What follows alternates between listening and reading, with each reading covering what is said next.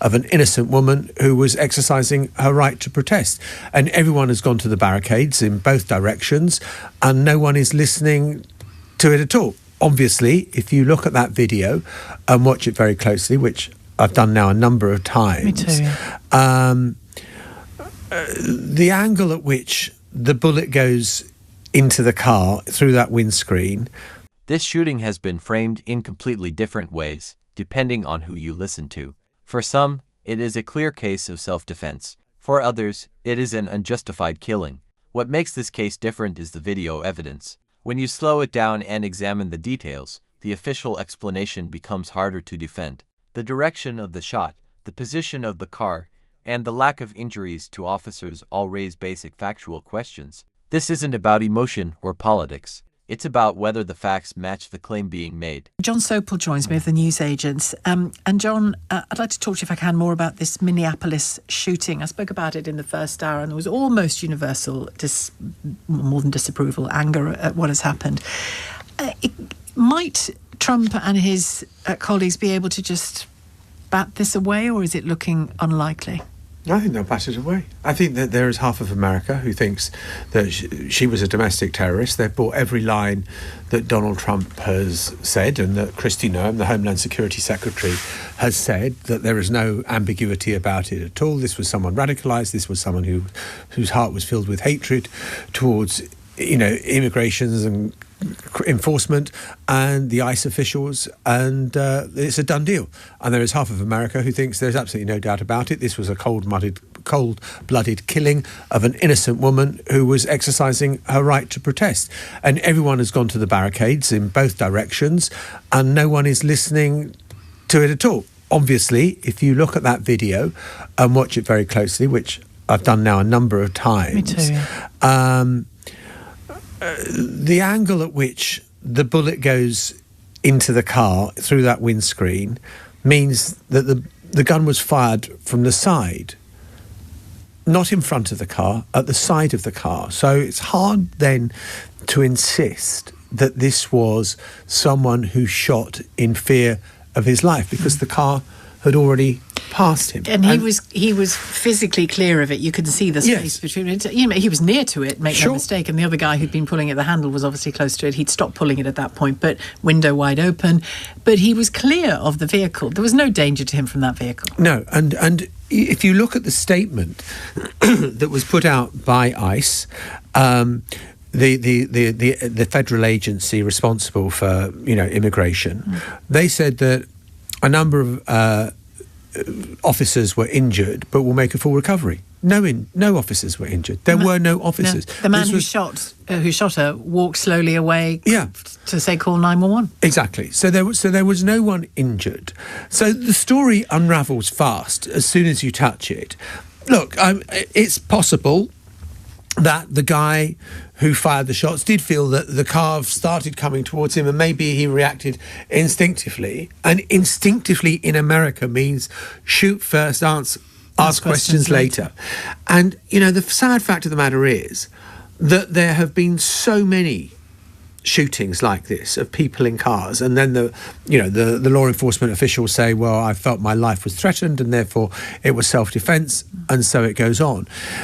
But, this will play into radical elements on Trump's base who want to hear that the fight is being taken to immigrant communities, and that this was the woke mob, the Antifa, that they are domestic terrorists. And, it just seems impossible to protest reasonably now. And I always think about what it must be like as well from the point of view of the agents. There'll be a mixed bunch of people, I'm sure. But I saw on Instagram a couple of hours after this story broke, a youngish, like 30s, not a kid, a black guy in his car, in a car park, using his phone, stopped by 4 or 5 ICE agents. They pulled his door open. He was visible and half out of his car, and they said, show us your identity. And he said, I'm under no compunction to show you my identity. If you get me a law enforcement officer, a policeman, I will. But no, I'm an American citizen. They said, prove to us you're an American citizen. And he said, why do I have to prove to you I'm an American citizen? And they said, well, your accent doesn't sound right. That's what one of the ICE agents said to him. Your accent doesn't sound right. So you are now in a position, and it's so kind of dark in some ways, that you can be arrested on suspicion of being brown or being black. And if you are Latino and you are in an area where there may be illegal immigrants, then you can be arrested just on the basis that we don't know who you are, and therefore you're coming to us to a detention centre until such times as you can prove that you otherwise. And so presumption of guilt until you can prove yourself innocent seems to be the modus operandi of some of these agents. And I think that, you know, if you are Latino or if you're from a Somali background, which is, you know, the population of Minneapolis has the biggest Somali community in America, and there's a big concentration of Somalis who've come from Somalia, who are there.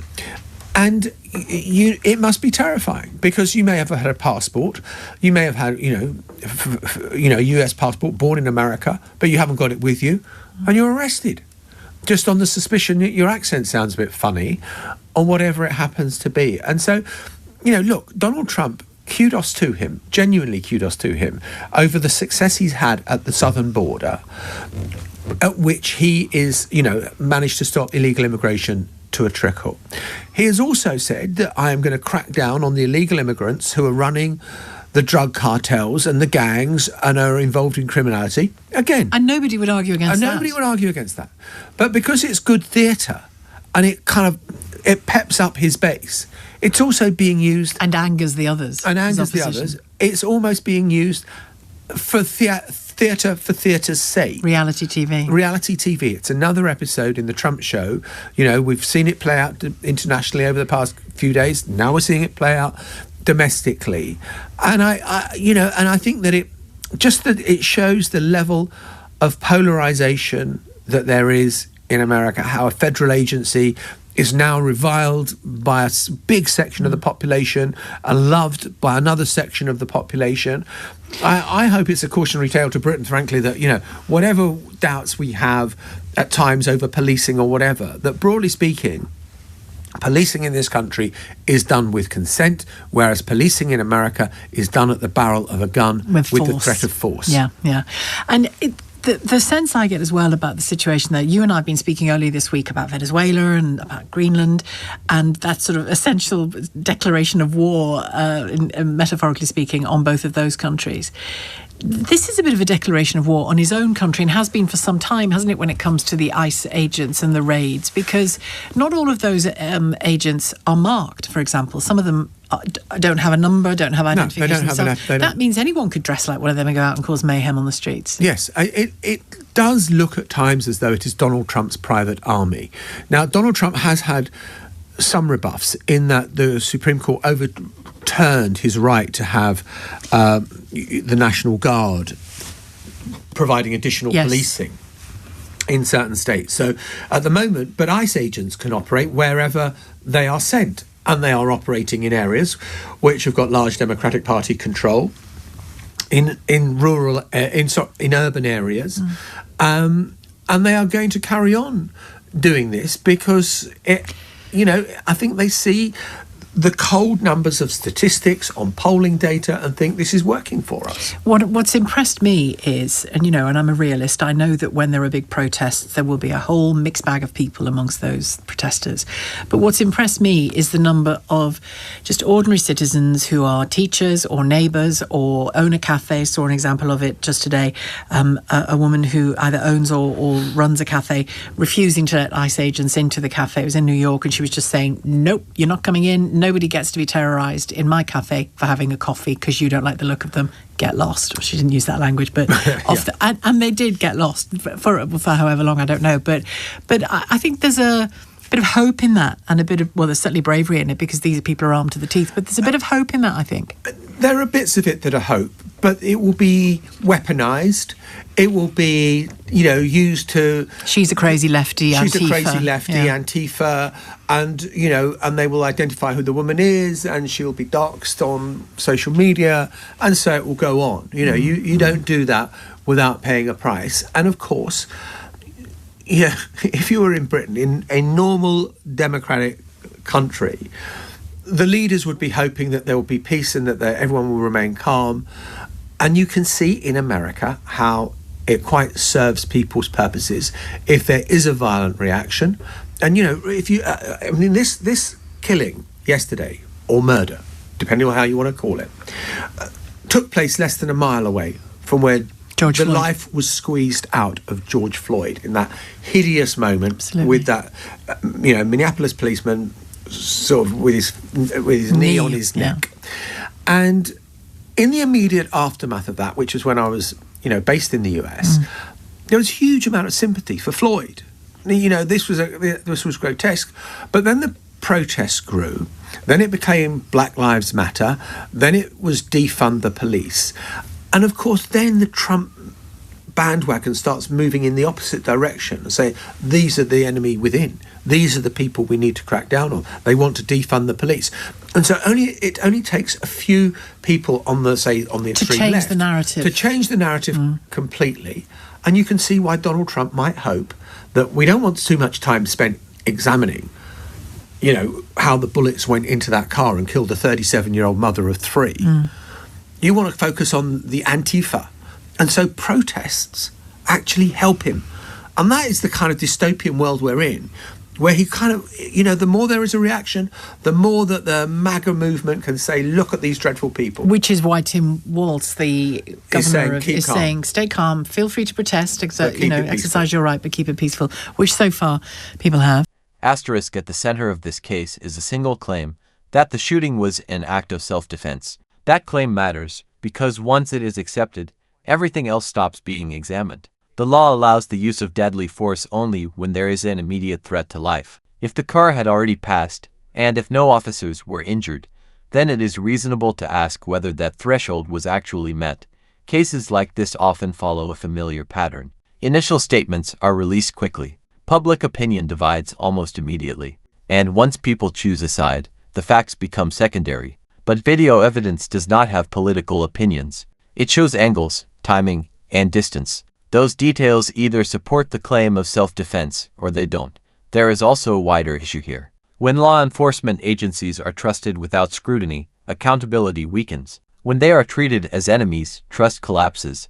Neither outcome serves the public. What matters is whether actions match the standards that are supposed to govern them.